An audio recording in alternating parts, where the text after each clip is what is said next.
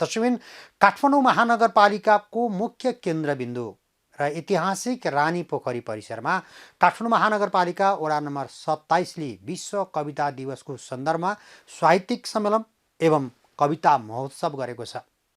विश्व कविता दिवस विभिन्न कार्यक्रम गरी मनाइयो। संयुक्त राष्ट्र संघले घोषणा गरेका 5 दिवस मध्येको महत्त्वपूर्ण दिवस विश्व कविता दिवस प्रत्येक वर्ष मार्च 21 मा मनाइन्छ। दिवसका अवसरमा काठमाडौँ महानगरपालिका वडा नम्बर 27 ले कविता र साहित्यको महत्त्वलाई जनमानसमा फैलाउन र कवि तथा साहित्यकारहरूको योगदानलाई सम्मानित गर्न विशेष कार्यक्रम आयोजना गरेको थियो। ऐतिहासिक सम्पदाहरूको संरक्षण र प्रवर्धन गर्नका लागि काठमाडौँ महानगरपालिका वडा नम्बर 27 स्थित रानीपोखरी प्राङ्गणमा कविता महोत्सव आयोजना गरेको हो। ऐतिहासिक पोखरी रानीपोखरीमा विभिन्न भाषा र सांस्कृतिक पृष्ठभूमिका कविहरूले आफ्ना काव्यलाई प्रस्तुत गर्नुभएको थियो। तिमी नयाँ स्वर्ग बनाउँछौ, म पुरानो नर्क रङ्गाउँछु। खुम्चेको छाला तन्काएर मैले, तिमीले दुखी मुटु सस्तो भिरायो। मैले दुःखमा बाँच्न सिकाएँ, तिमीले खुसी खुसी मर्न सिकायो।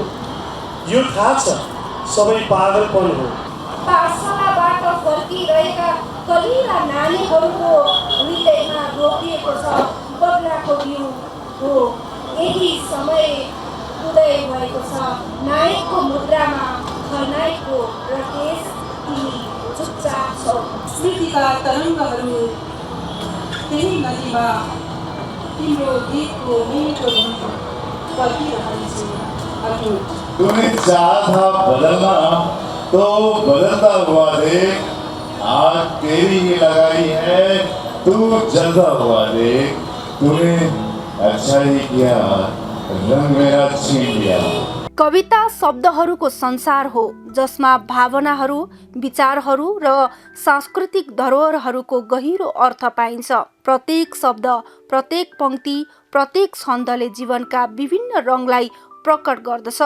कविता शुद्धतम संवेदनशीलताको रूप हो जसले हाम्रा सोच र भावना समेटेर हाम्रो आत्मा र मस्तिष्कलाई छुन्छ। कविताले मानिसको वाक स्वतन्त्रतालाई बल पुर्याउने भएकाले समृद्ध समाजका लागि कवितालाई महत्त्वपूर्ण मानिन्छ।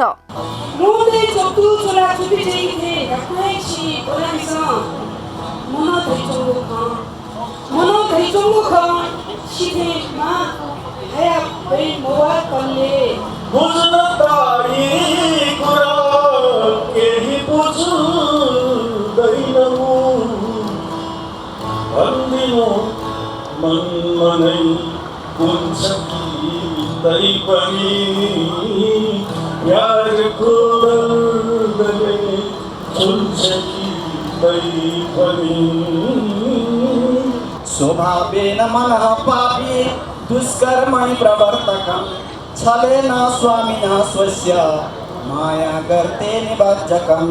Like a flowing river, imagine me here, gently caressing the grasses, touching the tiny pebbles, sparkling among the droplets, merrily singing Dafe eagles, giving me joy in shrills.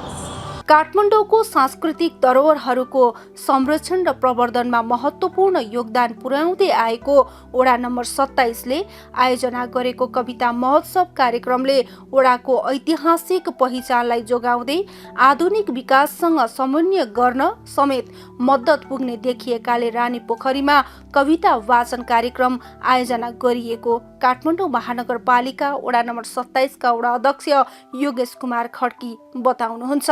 यो नुपुको निर्माण गर्न राजा प्रताप मल्लले यसलाई चाहिँ नि आफ्नो एउटा श्रीमतीको लागि बनाए भने पनि तर वास्तवमा राजा प्रताप मल्ल पनि एउटा कवि, उहाँले नेपाली भाषा विभिन्न भाषाहरूमा कविता पनि लेख्नु भएको र यो एउटा ऐतिहासिक ठाउँ भएको कारणले गर्दाखेरि यो रानीपोखरी चाहिँ नि 2072 सालको भूकम्पले चाहिँ यसको मन्दिरहरू क्षतिग्रस्त भएको थियो र त्यही तत्कालीन समयमा यसको मर्मत गरेर यो चाहिँ नि आज यो रूपमा आएको हो र यसै कारणले यो एउटा पनि सम्पदा र यो एउटा ऐतिहासिक ठाउँ भएकोले आज हामीले कविता चाहिँ नि महोत्सव पनि कार्यक्रम यहीँ नै आयोजना गरेका हौँ। काठमाडौँ महानगरपालिकाले रानीपोखरीमा आयोजना गरेको कविता वाचन कार्यक्रममा विभिन्न भाषामा साहित्यकारहरूले आफ्नो रचनात्मकतालाई नेपाली, नेपाल भाषा, उर्दू, हिन्दी, मैथिली, अङ्ग्रेजी लगायतका विभिन्न भाषामा प्रस्तुत गर्नुभएको बताउनु हुँदै काठमाडौँ महानगरपालिका वडा नम्बर 27 का वडा सदस्य सृष्टि कंसाकारले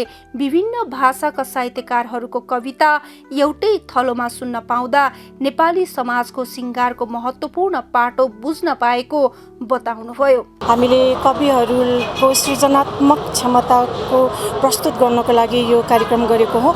आजको कार्यक्रममा हामीले हिन्दी, मैथिली, इङ्ग्लिस, नेपाल भाषा, नेपाली, उर्दू जस्ता विभिन्न भाषाका कविहरू आएर आज यहाँ आफ्ना सृजनात्मक कविको उहाँहरूले प्रस्तुत गर्नुभएको छ। कार्यक्रममा साहित्यकार प्रकाश सायमीले शान्ति र समावेशीकरणको सन्देशलाई फैलाउँदै कविताको माध्यमबाट एकता र सहिष्णुता प्रकट गरेको बताउनु हुँदै शान्ति र समावेशीकरणको लागि पुलको रूपमा कविता भन्ने मुख्य विषयमा कविता वाचन कार्यक्रमले विविधता र एकताको महत्त्वलाई पुनः प्रमाणित गरेको बताउनुभयो। यो वर्ष जुन हाम्रो 27 वडाबाट जुन बहुभाषिक कवि गोष्ठी भयो, यसमा रमाइलो कुरा संस्कृतको कविता, अङ्ग्रेजी, नेपाल भाषा, नेपाली र हिन्दी पनि समावेश भएको छ।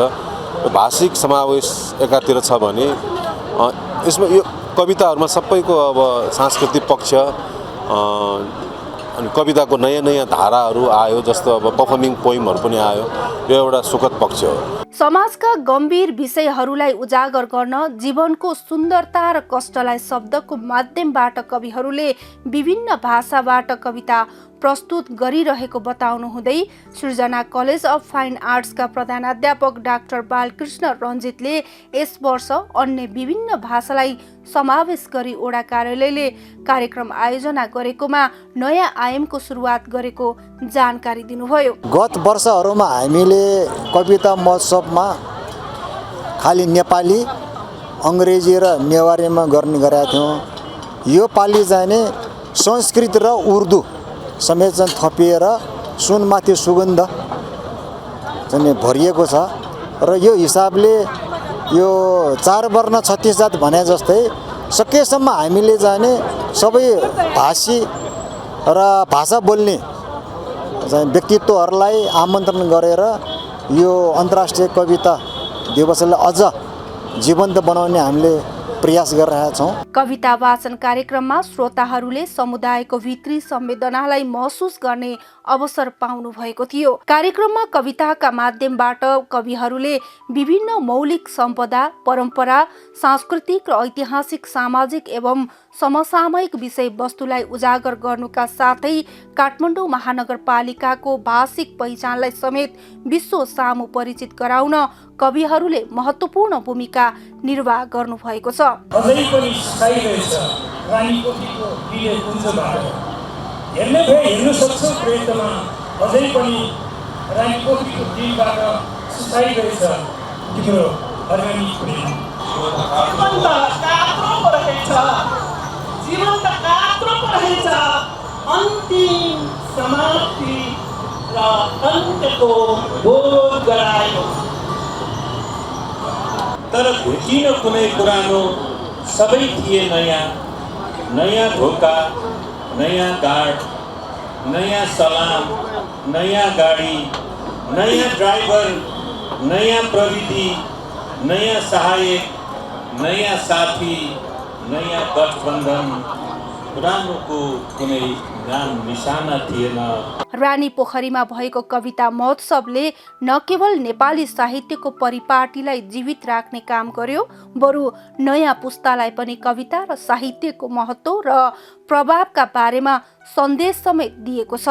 कविता जसले हामीलाई सोच्न, महसुस गर्न र समर्पण गर्न सिकाउँछ।